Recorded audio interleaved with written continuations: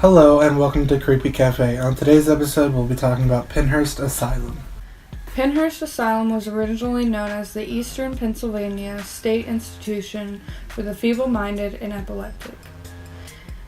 This asylum was built in 1908. More buildings were added on from the 1930s through the 1960s. Not long after opening, the institution was already claimed to be overcrowded. This asylum was known as the dumping ground for the mentally ill and handicapped. Children would sit in their own filth. We have found of late that it is quite effective to downgrade him a little bit and put him on a locked cottage. There was as little as 11 teachers for the children, and none of them ever specialized in the mentally ill. Some zoos in the United States spend more money for the daily upkeep of their large animals than the Commonwealth of Pennsylvania allows Pennhurst to spend on its 2,800 retarded children.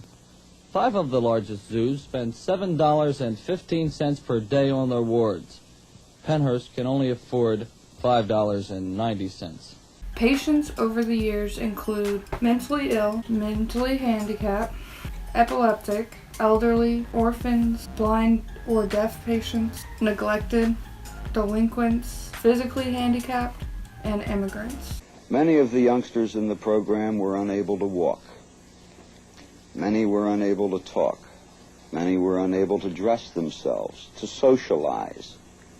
In 1968, NBC exposed the institution with a documentary called Suffer the Little Children, which eventually led to their closure in December 1987. In 1983, 9 employees were indicted on charges ranging from beating the patients or arranging for them to assault each other. And I said, listen, you so-and-so, you touch one of my boys again, and I personally am going to take care of you myself. So about 1 o'clock, a detail man came in, and I asked him what the most painful injection was that he had that wouldn't do any harm to the patient, of course. And I set this up and got him over on his cottage about 7 o'clock that night. And I forced him, I talked him into getting down on the bed. I didn't use any abuse on him at all. And gave him this injection, and he really hit the ceiling over that. When the institution finally closed down, some went home, some went to other institutions, and some were just left there to die. Today the asylum is known as Pennhurst Asylum Haunted House. So in 2010 they reopened Pennhurst Asylum and made it into a haunted house and a haunted attraction, which you can go see in Pennsylvania. It is known today as one of the most haunted places in the United States.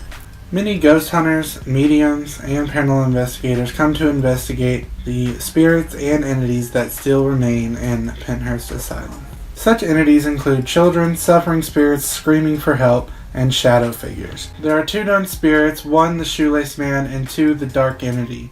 The Shoelace Man is known for helping spirits cross in between realms, and the Dark Entity is known for keeping spirits there to live out hell in the asylum.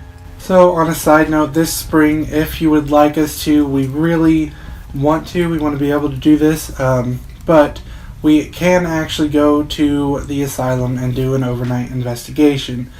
This would be a lot of fun. If you guys want to see that, just leave a like below and comment and let us know. Also, if you leave some money at our Patreon, that'll help. Any little bit helps, just so we could save up money to go on that trip.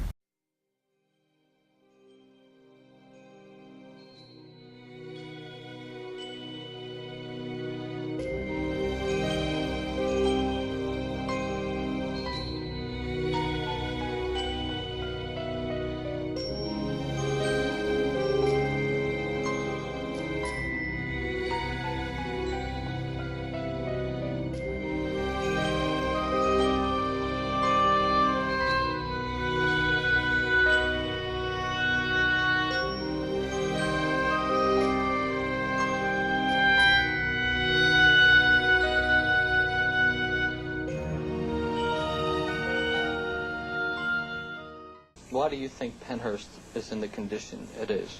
I think Pennhurst is in the condition it's in because nobody cares.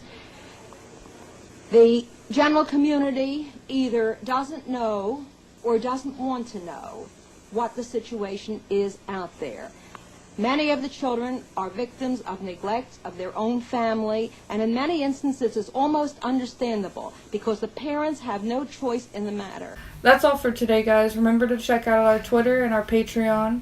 Don't forget to like, subscribe, and hit that notification bell. And remember, stay creepy.